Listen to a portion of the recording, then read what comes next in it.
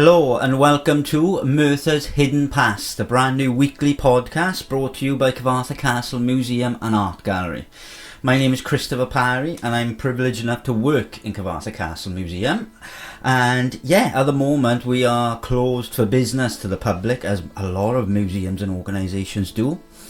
So it spurred us on to try and think of new and interesting ways to engage with our visitors and the public at large, to make people aware that we are still actually out there doing work.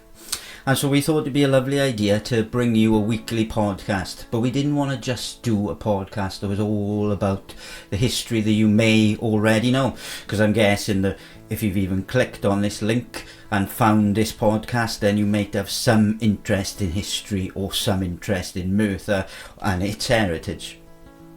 But we're not going to be telling you things that you've already may or may not know. For those of you who are not familiar with Merthyr Tydfil made its name really in the Industrial Revolution in Britain. So it had the world's largest ironworks, for example. It had 4 gigantic ironworks spaced out in a very small area of the top end of the valley of Merthyr Tydfil, which is in South Wales. And it became synonymous with the iron industry and was the most populated place in all of Wales for a great many years. It went on to have the world's largest steelworks and so on and so forth. The industrial heritage of Merthyr is dense and deep and quite well known. So we won't be focusing on that too much. Instead, we'll be trying to bring you stories that were happening on the peripherals of all that. So the little satellite stories that were dotted around all these big landmark industrial moments, and maybe even before and after.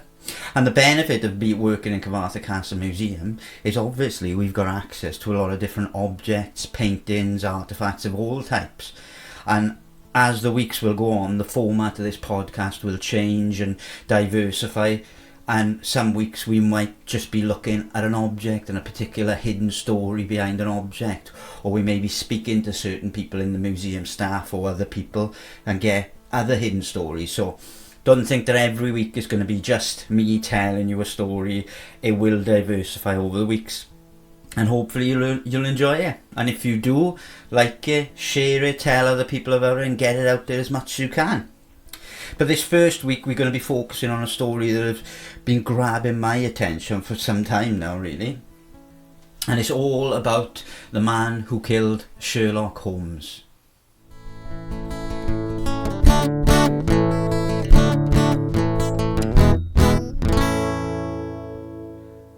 You would be forgiven to think that Moriarty might be the man who killed Sherlock Holmes, or at least tried to several times. But you would be wrong. The man who killed Sherlock Holmes is actually a man who was born and bred and lived in Merthyr, and his name was Evan Powell. And this podcast is such a long story, basically, that it's going to have to be split over 2. So this first one we're going to be focusing on who Evan Powell was and how he came to be in a position to be called the man who killed Sherlock Holmes. Now, Evan Powell was born in Merthyr Tydfil in 1881. He had no education and by all accounts was brought up by mainly his mother. There's not much mention of his father at all, whether he was not on the scene much or whether he died at a young age. I'm not entirely sure, to be honest. But Evan grew up and by the age of 12 was working as a miner underground. At that age, he remembered the first ever time when he thought something was different and special about himself. And that he was working underground, and without a word of warning or sound in the environment, he threw down his tools and grabbed his fellow colleague, his fellow worker underground, and threw him down the mine, across the mine, and jumped with him. And then moments later, the entire tunnel collapsed down. Evan's work colleague, obviously fellow miner, says, "How did you know that was happening?" And Evan says, "Well, I'm not entirely sure, I just felt it." But he didn't give it too much credit. He was quite a staunchly religious Calvinist, Evan was, and he didn't believe in all that type of thing at all at this point. It wouldn't be until a few years later, in 1896, that Evan found himself, like many miners in Merthyr, on strike. So the mining works had closed down temporarily, like they often did. They'd often stop and start for prolonged periods here, there and everywhere. And Evan found himself on strike. And it was typical of these moments, even right away up until the 50s and 60s and further on down in time, to be honest, for people who are in desperate need to keep their house warm and everything like that they would go out on the tips, on the slag heaps around Merthyr, and collect all the waste coal. Because whether you know this or not, I'm not sure, but back in the day they used to sell coal by the lump. So if it was a big lump, that was good. They couldn't really do much with all the smaller bits of coal. And so they would just rudimentary throw them on big tips and create big piles of waste tips. There was still good quality coal, but was no use really on the saleable market at that point.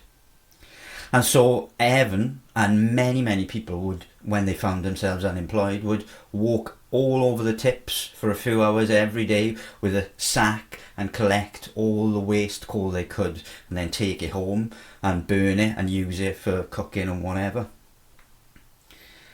While collecting all this waste coal on a slag heap around Merthyr, Evan overheard some miners talking about whether there's life after death, and talking about spiritualism and seances and things like that.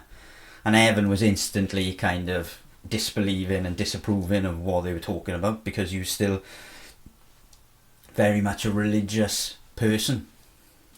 By that I mean his religion frowned massively upon communion with the dead and all that type of thing, and this new burgeoning spiritualist movement. But he was intrigued, and so a friend of his, a man named William Scott, invited him and a few other friends to go to his house.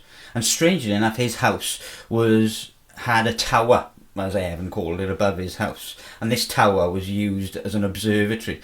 I'm not sure why you would build an observatory in an industrial town with furnaces burning day and night and not being able to see much of the night sky. But strangely, that's the second observatory that I've heard about in Merthyr Tydfil. There was another that belonged to a friend of Rosemary Crochet's, who lived in Cyfarthfa Castle at the museum where I work. But either way, he went to this tower, to this observatory one evening, and they all gathered round the table. Now initially Evan wouldn't join the circle, he would sit down near the door, but they convinced him gradually. At the end of the day, he was only 15 going on 16 at this point, still a very young boy, child even. And they convinced him to take part in the seance. And when he took part, the table that they were all gathered round began to move. Evan was shouting at Will Scott and the other people, saying, "Are you doing this?" And they saying, "No, are you doing it?" And it was all pandemonium, and apparently one half of the table lifted clean off the floor, and they stopped the seance, and Evan kind of went away and thought it was the devil's work, as he put it. He thought that's not something he wants to deal with. But the seeds had been kind of sowed, and so in the coming weeks and months, Evan would be intrigued, and he would hear about various speakers and people coming to talk about clairvoyance, about mediums, about spiritualism, about all of this type of thing. And they would all gather in Trevithick Hall, which was a meeting place that would later become the main meeting place, for a time anyway, of Merthyr Spiritualist Society. But either way, Evan went along to one of these meetings, and again, still in his 16th year, more or less, 16-year-old boy, went along to one of these meetings and sat down at the back. In his own words, he went into the corner of the back and just wanted to listen from afar. Sadly though, that evening, the chairman got up and announced that the speaker had cancelled for the evening, and so there would be no talking. But the next thing Evan remembers is that he wakes up on stage, and people have been telling him that he had been talking for half an hour on whether or not there is life after death, that he'd been channeling something through him that had been speaking to him, but he had no knowledge of what he said or even getting up, which obviously didn't sit too well with him. But he thought, there's something going on here. So he wanted to take it further and investigate and try and see if he did have any abilities or any, and if he could find out if there was life after death. And so a few other friends from that meeting got together, and 9 of them in total, including Evan, got together on a regular basis and held sit-ins and seances, and all got together with the one goal of trying to figure out, can we get some evidence that there is life after death, that we are engaging with the spirit realm in these meetings. Around about 1896, early 1897 now. And at one of these meetings, Evan Powell was there with the other 9 people, with the other 8 people present rather. And he was taken over. He was taken control by a person called Black Hawk.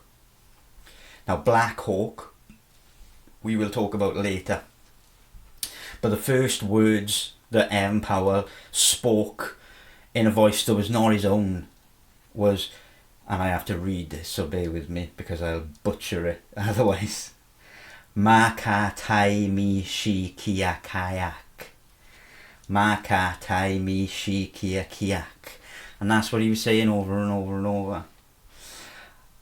And then he woke up from this trance that he was in, and the other members of the seance said, you had been talking to us through a spirit control. And he was saying, no, I have no memory of this. And they said, yeah, you were speaking to us, you told us your name was Black Hawk. And the Maka Tai Mi Shi Kia Kiak is actually the translation of Black Hawk from some random Native American language. And so the first question everyone was, who is Black Hawk? And even Evan himself was, I've never heard of this person, Black Hawk, who is he? And that's a question we will come back to later on. As the meetings went on, the people still gathered round. They gathered round and they were trying to, and what the aim was they've now communicated on some level with the person on the other side. And they continued communicating verbally through Evan Powell now in these personal, private house sit-ins, house seances, however you want to term them. But what they wanted to do now is they wanted to see if they can produce a physical manifestation, so they could have something physically happen within the space and the room. And one day, Black Hawk embodied Evan Powell, and he said, if we were to meet you for 9 months, in 9 months' time, I will give you a physical manifestation of the spirit realm. They all thought, well, okay, we will stick to it. We'll stick to it rigidly. They thought it was some way of Black Hawk testing their resolve to keep meeting and to keep pushing. So 9 months passed. 9 months down the line passed, and almost to the day, the group experienced their first physical manifestation of Black Hawk and of the spirit realm in the room. And so in the seance, the room was dark, the ring was formed, Evan Powell was embodied with Black Hawk, who was speaking, and then before the group knew it, there were flowers floating around the circle, and then when the lights would come up, there was flowers scattered all around the centre of the circle, freshly cut flowers. And that for them was proof, final physical manifestation. Incidentally, this little group of people, Evan included, would stay together for the best part of about 9 years. So from 1896-97 right the way to 9 years after. And they would all just sit there honing that unity and trying to commune with the spirit realm all the time. So the physical manifestation had occurred, and what this did for Evan is it put him on the map for Merthyr. It put him out there as pretty much the best and well regarded medium in Merthyr at that point. So obviously when Merthyr Spiritualist Society formed, which was not long after this time, And it initially only formed with around 14 members, which would grow and grow and grow and grow over the coming years. But Evan was often singled out as the main speaker, as the main person to guide the group and to take them through sessions and take them through seances and to give speeches and give lectures and communicate the dead and the spirit realm through him to the group. The group also invited speakers from all over the country to come and speak to the Spiritualist Society, which was a common thing. Evan himself would go out and speak to other Spiritualist societies around Britain, and people would come and speak to Merthyr Spiritualist Society. And one such person was a Siberian ambassador. Now, this Siberian ambassador was based in London, but he was often being earmarked by spiritualist societies to come and give talks and lectures because he had a good understanding and a good knowledge of the spiritualist movement, side and separate from the fact that he was a Serbian ambassador. So the Serbian ambassador was invited to come and speak in Merthyr Tydfil. And he came and he talked to the group, the Spiritualist Society in Merthyr, took them through whatever topic he was speaking about. And then at the end they asked him, okay, how do you want payment? And he said, well, I don't want payment, I just want to sit down and a seance with you, referring to Evan Powell. So Evan Powell could hardly refuse this request, so they got the normal group together, the 9 people including Evan, and they also added Mr. Harry Southey, who was then the owner of the Merthyr Express and was likely the person who brought the Serbian ambassador to Merthyr, because he was quite well known in that time and quite a well-to-do newspaper editor, obviously. And so he was present, and then the Serbian ambassador was present. And at this seance is when Evan Powell went from being known in Merthyr and the surrounding areas to being an established kind of name in the world of spiritualism for all of Britain, really. Because people would leave this seance and big him up time and time again. Because what happened was they got together in the room, they sat down, and Evan channeled Black Hawk through him as always and started talking through and engaging with other people on the other side. Because how the control would work generally is that Black Hawk would be the conduit to be talking to the other people on the other side, essentially, and he would channel their voice. Sometimes Evan's voice would be that of the person that Black Hawk has found to talk to the group, or sometimes he would talk through Black Hawk. It varied massively, to be honest. At this point in time, a physical manifestation of a spirit appeared in the centre of the circle, and all people, apart from Evan Powell, who had his eyes closed tight, saw that this happened. Not only that, the Serbian ambassador recognised the spirit as Queen Draga, which weirdly was an assassinated Serbian queen. She appeared in full queenly garb in the centre of the room, and the Serbian ambassador went down on the floor and was bowing at her feet. They even started conversing with each other. So the Serbian ambassador started talking to her and she was talking back. And Southey, even though Southey, when he put testimony to say this is what he saw as a newspaper journalist, he had more credit, I suppose, if you want to put it that way, than some people, and more legitimacy. And so when he swore and signed papers to say, yeah, this happened, he couldn't swear that it was Serbian that he was hearing as a language, but it was certainly a language, and they were both conversing back and forth. And the ambassador's voice was putting out there, and what was coming back was the voice from this Queen Draga that had materialised in the centre of the room. In the years to follow after that event, Evan Powell really genuinely now put himself on the map. And what would happen in the years to come is that he would be invited to talk all around Britain and engage in all manner of different spiritualism activities, seances and different phenomena around Britain.